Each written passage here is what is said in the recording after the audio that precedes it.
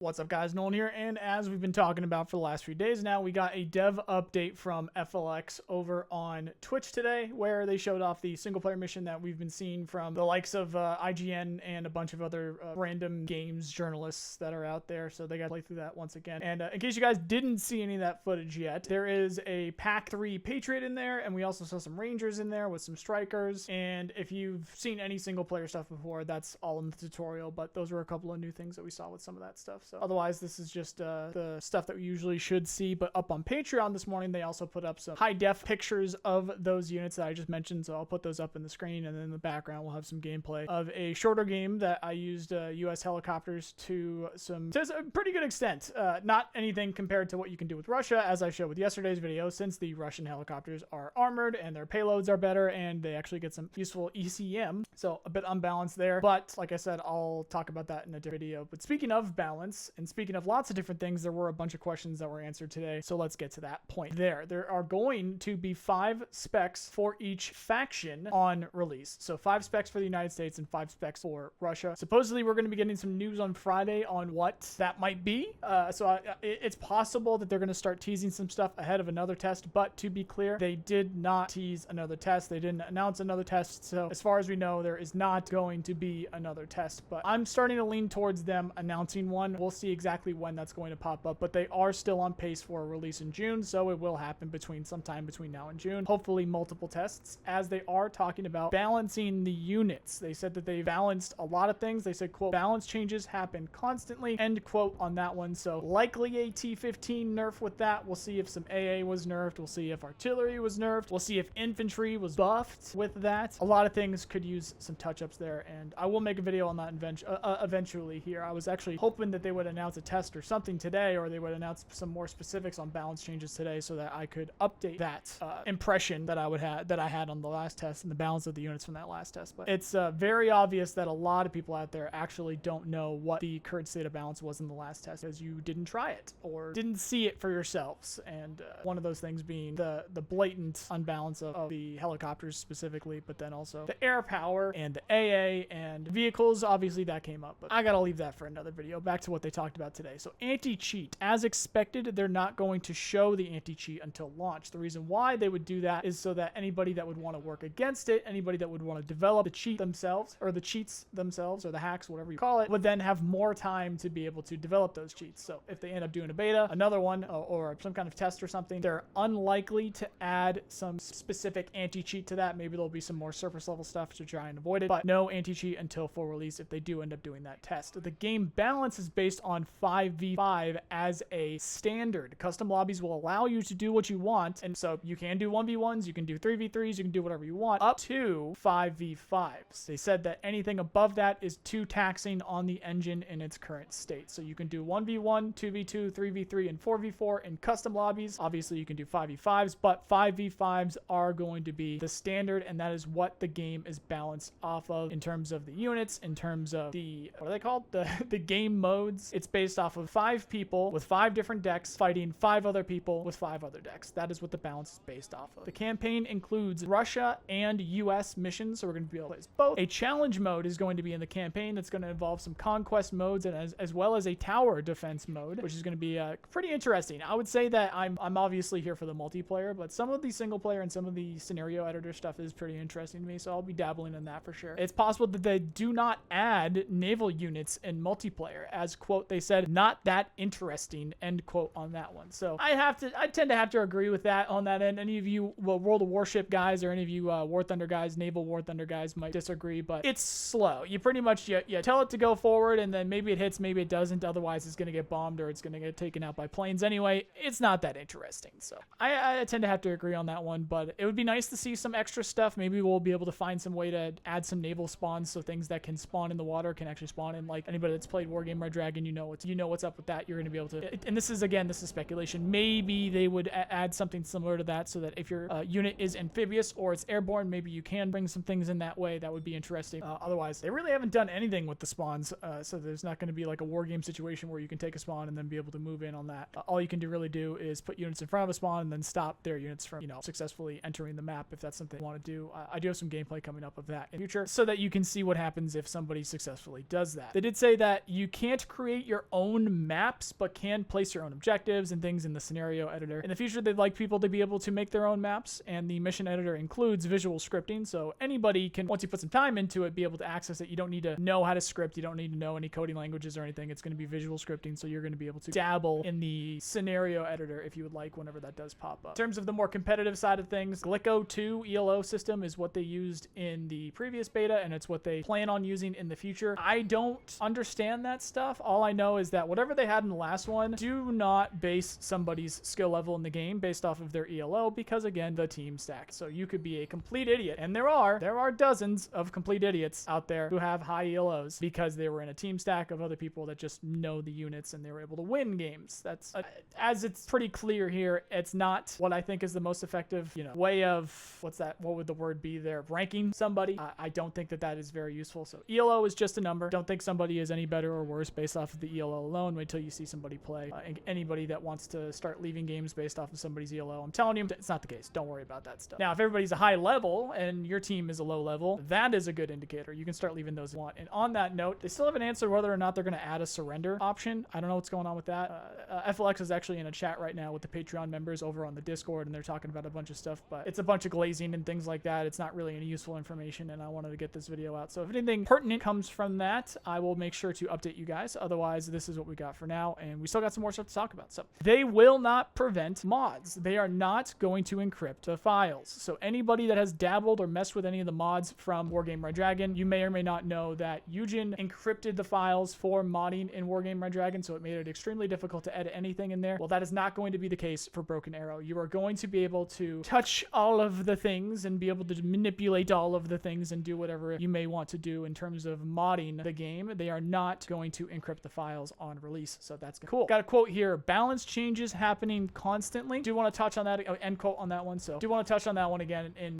specificity. Hopefully they're doing things correctly. Hopefully there is going to be some better gameplay that pops up from it. We're not going to be able to know until hopefully we get another test, but that is potentially worrying to me and anybody that has seen my gameplay or understood the game's true actual state of balance from the last test. We'll see what that ends up looking like exactly, and hopefully it extends past release if they don't end up doing another test, so that they're going to be able to move fast on tweaking some units here and there. It's not like they're going to change anything in the span of 24 hours or maybe even a week, but if it's pretty obvious that some things are hurting, hopefully they can make some changes on that. And that's not just, for instance, the T15 or the AA or anything like that, but that's the nations the specs that we have not seen yet. We have yet to see potentially the most game-changing, the most powerful units in the game, which would be the American Air Force units, the specific Raptor, the other F-35s, the stealth helicopters, the special forces, things like that can really, really turn the tide of the game where air is so powerful, and we have yet to see any of that. We have not touched any of that, so a little worrying there, but we'll see what happens down the line. Improved the vision range within forests. That was one of the things that they balanced, so you can see a little bit further in the forests. We'll see what that gameplay ends up looking like. There will be nuclear missile launchers, not just bombs. So those units that can launch they can launch tactical missiles, they can launch SRBMs and things like that. Assume at some points those are going to be nukes as well, but we'll have to wait and see what they end up looking like in that sense, because if you want to drop a nuke right now, you'll have to buy a plane which has the nuke on it. So it's possible that we will have to buy a ground unit that has a nuke on it, and then we'll see how long it takes for that nuke to actually reload or rearm, and see what kind of shenanigans can get in place if you launch that nuke and then immediately refund the unit, things like that. See what happens with that stuff. But anyway, you can now toggle anti-overkill on your units. Anybody that really understands the game, you know that this is huge. This is a significant change to the state of seed runs. This is a significant change to the balance of the nations themselves, because the thing that I've talked about a little bit when it comes to the balance between air and seed options for the two nations were the Predator. Not the Predator, sorry, what's it called? You guys know what I'm talking about.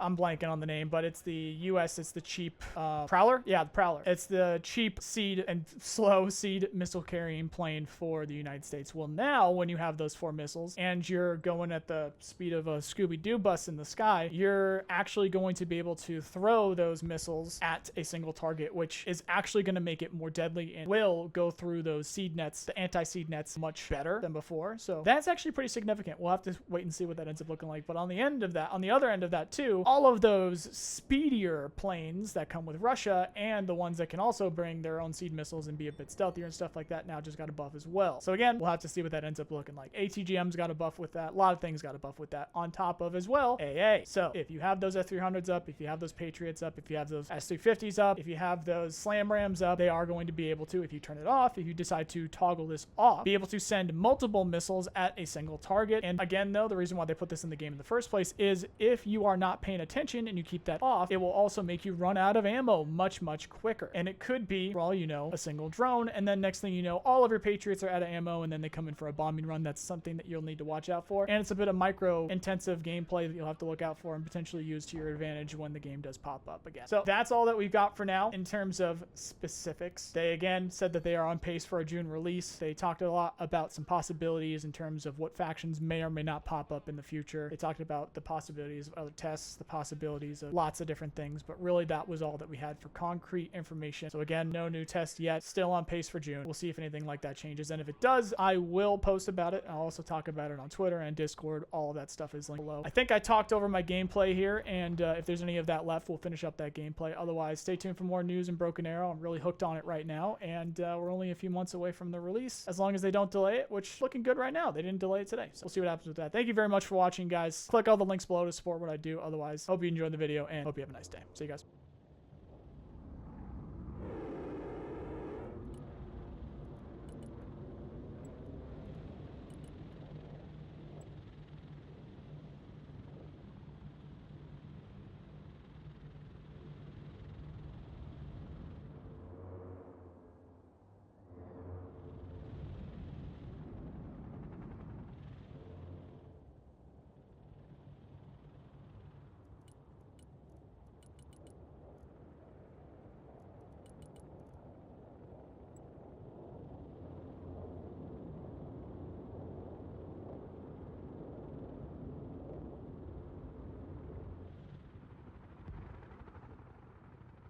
Cobra here. The Cobra is in the air.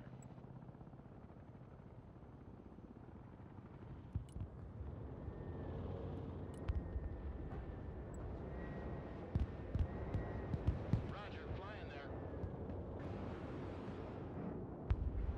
AH-1 standing by. Roger Wilco. Flight plan confirmed. Super Cobra reporting in. Heading there. Maximum power. Viper. Super Cobra. Flying to coordinates. Osprey reporting in. Full power. Viper awaiting mission. Joint Strike Fighter at your command, sir. Airstrike is go for effect. Balls along. Roger Wilco. Flight plan confirmed.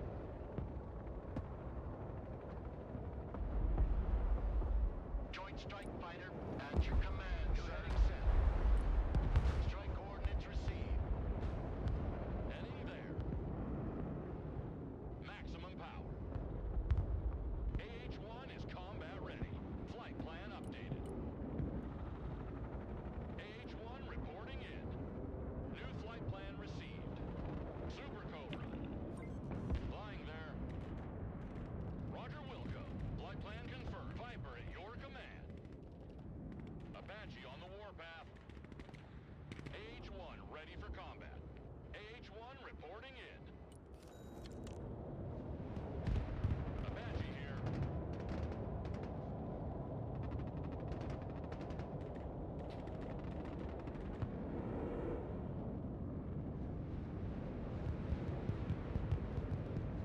New heading set. Heading there.